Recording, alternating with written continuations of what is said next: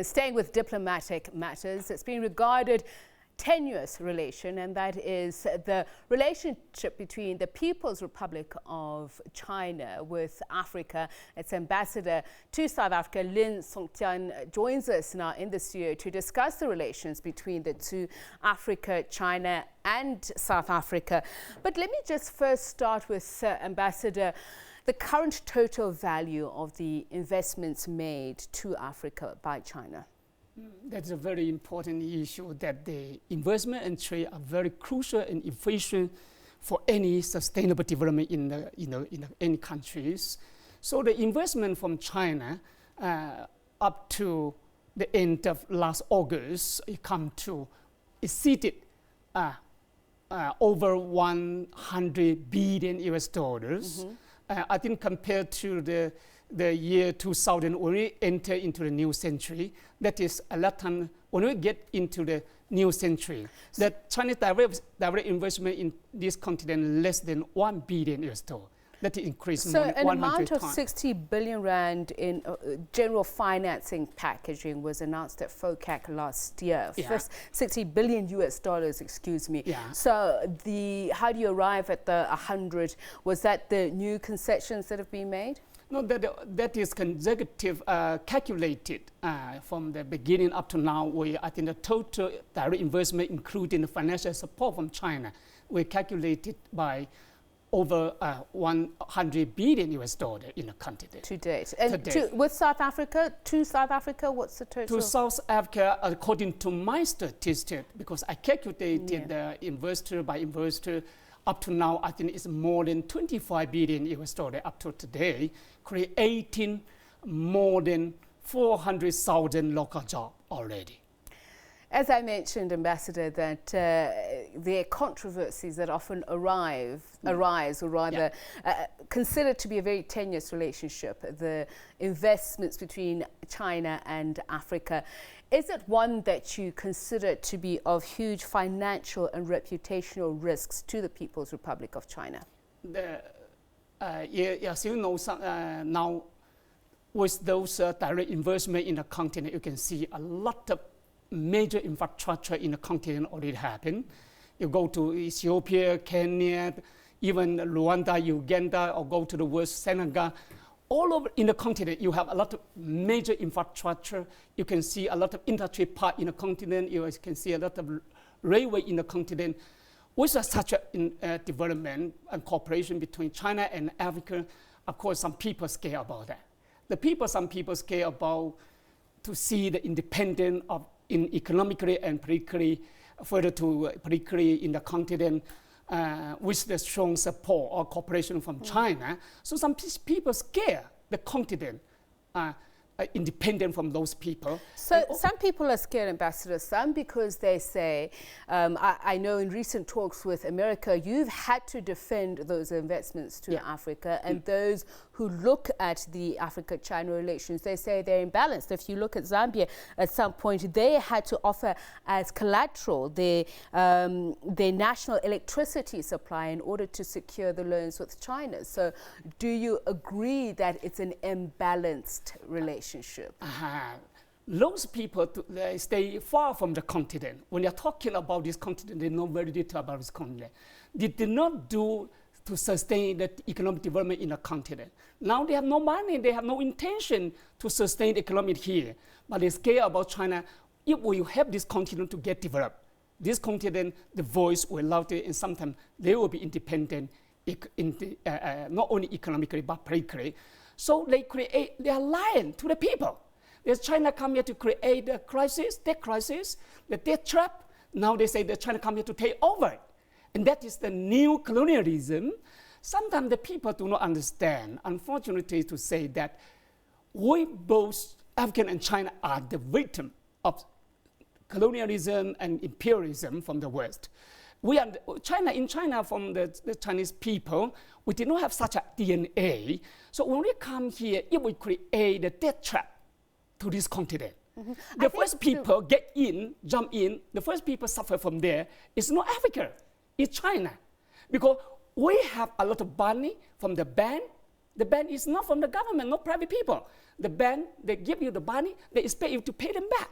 But if we did the trap for you, the first people jump in is not Africa, but it's China. And if we do like this, all the ban in China will go bankrupt. But Ambassador, it's a fair question to ask whether or not Africa is able to make its own decisions, drive its own deals with China. I mean, if you're going to compare the economies of a country like Gabon, for instance, and Beijing, these are very different sizes of economies, so one would overpower the other. So it's about the agency that Africa enjoys in its relationship with China. You can imagine, I was at DZ for China-African relations for over 3 years. I was an ambassador to Liberia, to Malawi, now the ambassador to South Africa. I know my government's policy and practice to this country, to this continent. So as you know, in China, how to get the financial support from China, we never, how can we say, they have the mutual support each other based on the mutual political trust. That's a precondition.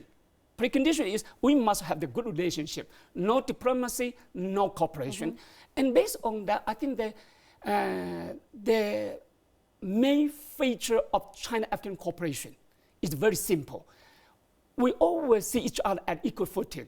Put everything on the table to negotiate. We never force anyone else in the continent to accept the cooperation from China, to accept the project from China. We always come here to humble to listen to you.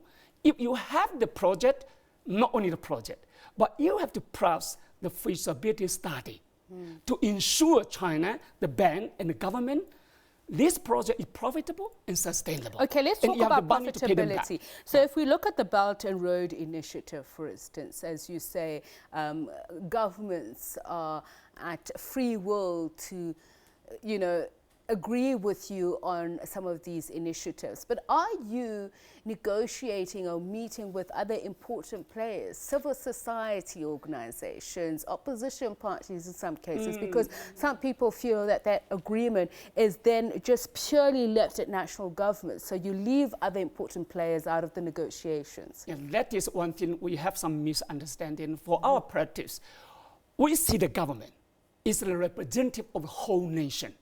It's the government who know who you are, what you have, what you need. And you have the National Development Plan to show me where's the priority area and major project so that I follow you. We come here to see the partnership instead of ownership. We come here to join your effort to develop your country. This is why I have to come to your government, not individually one by one, because it's the government on behalf, whoever elected as a president.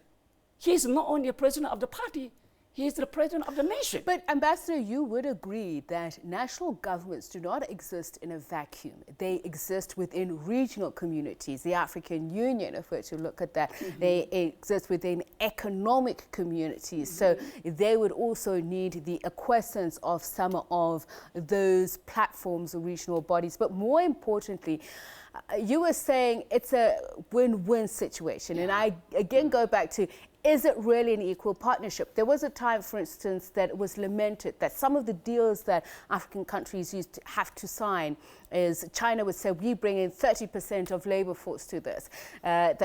In South Africa's case, that you dump cheap products here in South Africa and therefore the textile industry suffers. So what is your response to that? That is the old story already. I think the world has changed. China has changed. Now, we pursue the high quality development, innovative development. So we not pump the poor product to this continent. At the very beginning, I know we have some major project by, for example, the building or the major infrastructure, that the railway, and we have the very short period of the contract. We need to complete the project on time. And sometimes the language communication is a big challenge.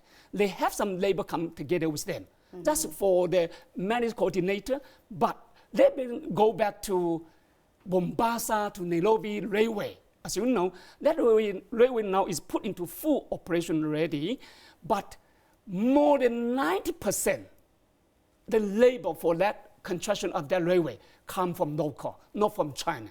China just the engineer and the coordinator to come together. And I'm so proud that railway we come here to put open to the society, the stakeholder to come get involved. And all the products for that railway construction, all the materials we need, we buy locally. And that railway made a great contribution to the national development. So what you're saying is that you've changed the way that you've done things, and you've recognized mistakes that have been made in the past. Yeah, in the past we have some problem, but the Chinese government, including me, I'm a ambassador here, I always call the Chinese together, challenge them to follow the rule of law, to make sure the win-win cooperation, to make sure you are come here to benefit the local people. If you don't benefit the people, you come here to exploit them, you come here to do something against their interests, they're against my interests. So let's talk about interests, joint interests. You mentioned or alluded to the geopolitical power paradigm shift. And if Africa as a continent is working so closely with China in its various binationals or even at platforms such as UN, does it not limit Africa, though, just in terms of its agency, if it has to make decisions that would be seen as not favorable to China? I think for us, because you need a lot of partners, this continent now I'm happy to see the continent is emerging. The main challenge to this continent is to achieve durable peace and sustainable development. To this end, you need a lot of input. First, you need to pay attention to the infrastructure development to sustain your economy. Second, the education and human resources development. That is the two necessary for sustainable development. Very necessary, Ambassador, but you'd agree that business first, politics later doesn't always work, because human rights are a very important aspect. So as a veto-carrying member of the United Nations, sometimes people say there are times when China could intervene, when China could, for the good of the African citizenry, which is war-ravaged communities that are under siege, that China could use its influence and power for the good of those people, where there is insecurity. The first, I let you know that human rights, with China is concerned about the human rights. We're fighting for human rights very much, and we do so good to improve the human rights of 1.4 billion population in China. So the human rights in China, I think, is the right to live, the right to work, the right to eat, the right to go to school, the right to go to hospital. So to this end, we come here to join the effort of this government in the continent to fight against poverty for common prosperity. So in our views, if you want to sustain your economy, you need, just now, as I mentioned, infrastructure and the human resource development. To develop these two, you need financial support. And I challenge the international development partner to follow China to do the same. We do a lot of infrastructure, major project in the continent. Wherever you're traveling, you can see you go to Addis. Ethiopia is a landlocked country. It used to be a very poor, but now Ethiopia, because of China's development, the cooperation there, they have the railway, they have the port. Now they witness 2-digit growth rate in the past 10 years. Last year, the GDP in that country is more than 10.7%. And that is the way to improve the human rights, to benefit the poor people. So the cooperation between China and continent, we come into the win-win cooperation. Do you think, and I hear you about development and how much you've invested more in Africa than other Western powers, but do you think that you need to be more vigilant, for instance, in where the sales of Chinese arms in conflict areas are concentrated, that China would have to play a more vigilant role on those issues? The EU should release China, right? I think that we follow the news, follow the media very closely. When some of them, if it's the fact, we change immediately. If we have the problem, we change. Okay, so let's talk about, do you think Africa, Sino-Africa relations have the opportunity and the power to rewrite the terms of capitalism and globalization? You see, the fundamental distinction between of the capitalism and socialism is quite, in our view, is quite simple. The socialism is work for all. The capitalism is work for the rich to get richer.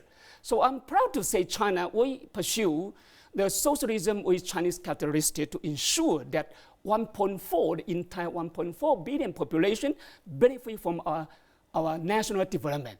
I'm very proud to say to you that by the end of 2020, you can imagine 1.4 billion population Chinese people will be free of poverty. I've got to ask a final question. You were seen as lagging behind in your industrialization program when investing in Africa.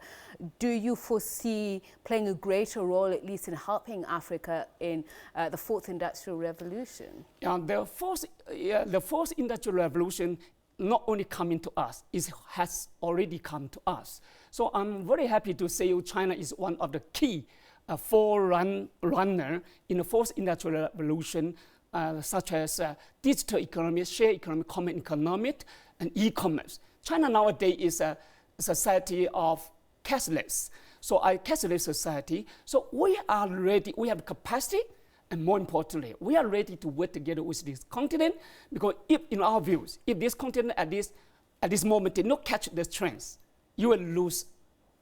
Keep distant. So this is why we are now ready. We like to work together with you to equip with the G5, for example, the G5. Now you can imagine G5, Huawei now is a leading company of the internet technology in the world. So for Huawei also is a key player in the continent. For as a government, we support Huawei and Chinese ZTE to come to this continent to do more. And now, in my view, the infrastructure development in this continent for the communication technology, we need to do more. And now, of course, we are ready to work together to share the technology we have, to give our financial support. That's our political commitment. Thank you very much. That is the People's Republic of China's ambassador to South Africa, His Excellency Lin Songtian. Thank you very much. That was Africa-China relations. And of course, we'll keep an eye on that and continue to expand on some of those things. Let's take a quick break.